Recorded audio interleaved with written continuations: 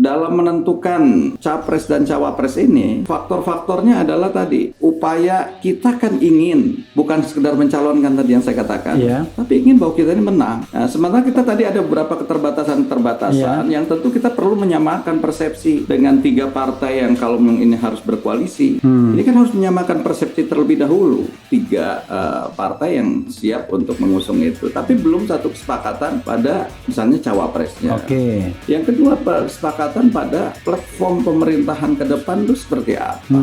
Ya, jangan sampai kemudian baru dirumuskan platform itu ketika sudah pada kemenangan baru dirumuskan dan akhirnya terjadi mungkin persengketaan, ketidakcocokan pada akhir-akhir ketika sudah justru menang. Sudah mau membentuk kabinet, rupanya nggak cocok.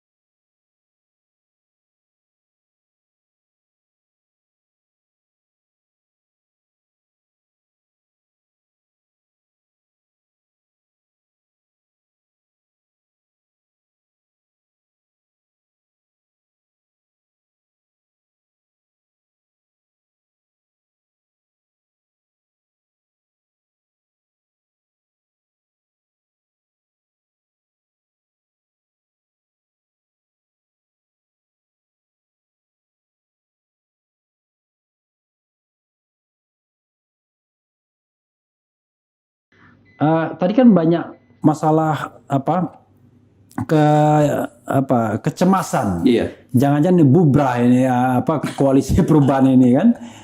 Koalisi perubahan jadi koalisi yang berubah ya. Bukan koalisi perubahan tapi koalisi berubah ya.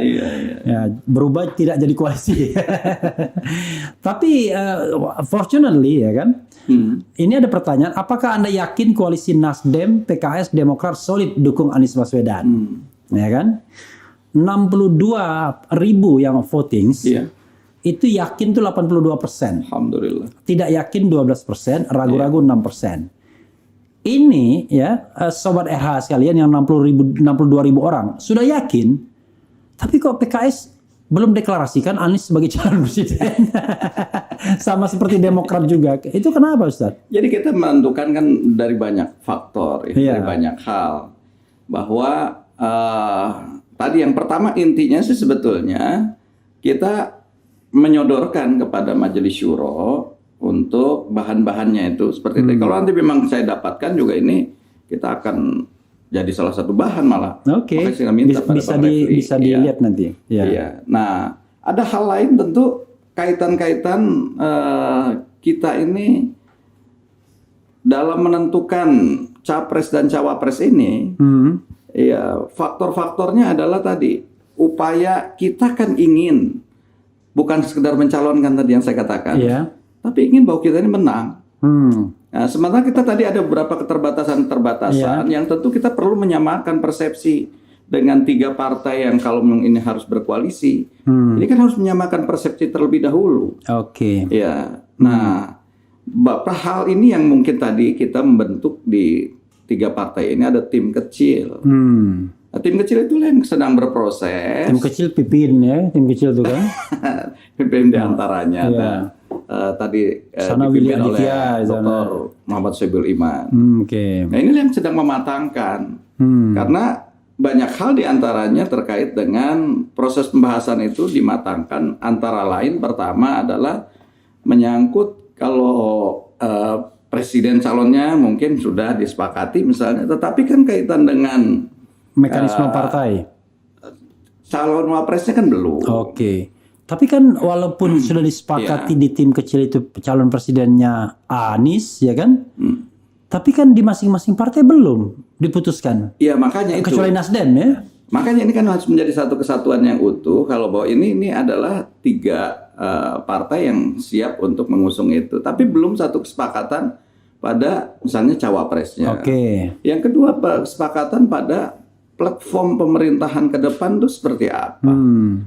Ya, jangan sampai kemudian baru dirumuskan platform itu ketika sudah pada kemenangan baru dirumuskan Dan akhirnya terjadi mungkin ya persengketaan, ketidakcocokan pada akhir-akhir ketika sudah justru menang. Sudah gitu, mau membentuk kabinet, rupanya nggak cocok.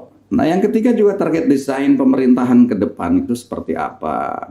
Nah ini yang kita juga perlu matangkan.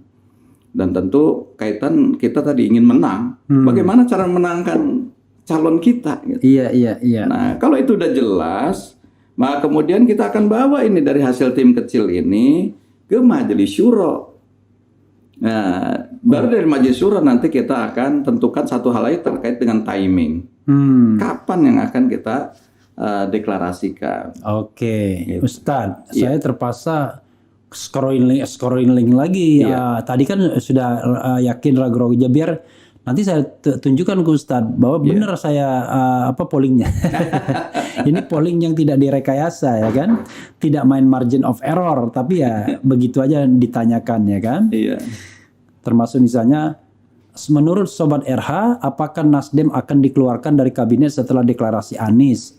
40.000 yang voting, yang percaya dikeluarkan itu 64%, tidak dikeluarkan 36% ya kan. Sekarang kan ibaratnya Anies kan baru sepihak oleh Nasdem, belum punya belum punya dukungan yang kira-kira solid 20% kan. Jadi masih ditunggu, kalau sudah solid 20% baru dikeluarkan. Ini ada juga nih Ustadz ya.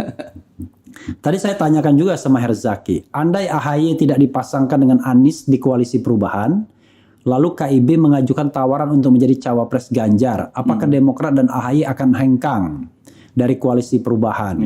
22.000 yang voting, yang percaya hengkang itu 63%, tetap di koalisi perubahan 37%. Tapi Herzaki tadi sebagai jubir Demokrat memastikan mereka komit, katanya begitu ya kan? Walaupun belum keputusan majelis tinggi partai, tapi komit katanya. Oke, committed ya. Oke, itu scrolling ke bawah lagi. Saya sambil tanya ya. PKS ini ya partai yang paling tinggi 50%, 50 kursi. Ada lebih dari 50 kursi tahun sebelum kapan? Sebelumnya 57 pernah. Oh, 57 di tahun 2004 kalau salah. Oke. Ya itu waktu menang di Jakarta ya? Nah, itu kan kalau kita bicara mengenai partai, ya partai menengah-menengah ke bawah aja. Tapi paling dimusuhi. Saya juga nggak tahu.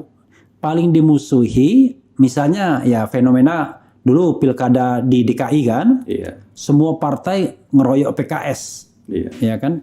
Ketika Adang Doro Jatun, Dani siapa gitu, Adang Dani ya, itu melawan Fauzi Bowo kan, waktu itu.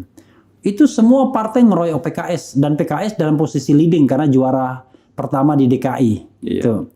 Berikutnya partai seperti PDIP misalnya. Pagi-pagi udah bilang kami nggak mau kerjasama sama PKS dan Demokrat. Kalau Demokrat orang paham karena ada personal relationship yang buruk ya kan antara petinggi partai tersebut. Ya udahlah SBY sama Megawati. Tapi sama PKS apa masalahnya gitu? Kok sampai tiba-tiba PKS dimusuhin? Gitu, apa jawaban Ustadz? Ya mestinya jawabannya ke yang menolak begitu dong. Nanti kita tanya juga ke sini. Saya kan pernah bahwa politik kami kan menerapkan sejak saya jadi presiden itu kita akan menerapkan politik silaturahim. Dan itu alhamdulillah dengan seluruh partai-partai politik yang ada di DPR RI punya kursi di DPR RI kita sudah bersilaturahim seluruhnya. Bahkan bukan hanya itu, dengan yang tidak ada kursi DPR RI juga kita membangun komunikasi dan silaturahim. Dan saat itulah muncul ketika setelah silaturahim PKS ke PDIP ya, itu muncul bahwa pernyataan kami tidak akan koalisi dengan PKS. Jadi sudah didatangi dulu, ternyata rahimnya nggak ada. Ya, saya sudah menyatakan juga setelah itu, ya walaupun tidak ingin koalisi dengan PKS, tapi kami akan tetap membuka silaturahim.